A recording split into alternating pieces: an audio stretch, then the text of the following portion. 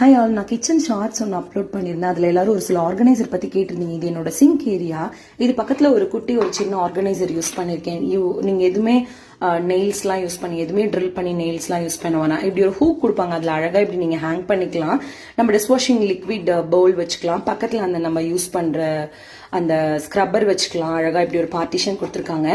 இதெல்லாம் தாண்டி பார்த்தீங்கன்னா அழகாக இதில் வர தண்ணியை நம்ம டிஸ்கார்ட் பண்ணுறதுக்கு ஒரு க்யூட்டான பிளேட் கொடுத்துருக்காங்க. டெஃபினெட்லி இதுலேருந்து சொட்டி சொட்டி இப்படி இந்த டைல்ஸில் ஸ்டெயின் ஆகுறதோ, கீழே ஒரு மாதிரி ஒயிட்டாக ட்ராப்ஸ் மாதிரி வர்றதோ, அந்த கவலையே உங்களுக்கு வேண்டாம். ரொம்ப ரொம்ப ரொம்ப useful. Must by, give a try அப்படின்னு நான் சொல்லுவேன். கண்டிப்பாக ட்ரை பண்ணி பாருங்க. ரொம்ப ரொம்ப யூஸ்ஃபுல்லாக இருக்கும். நான் ஒரு ஆல்மோஸ்ட் ஒரு 10 months வச்சுட்டு இருக்கேன். எனக்கு சொல்ல போனா எனக்கு ஒரு ஸ்டெயின் விச் மீன்ஸ் ரஸ்ட் கூட எனக்கு ஆகல.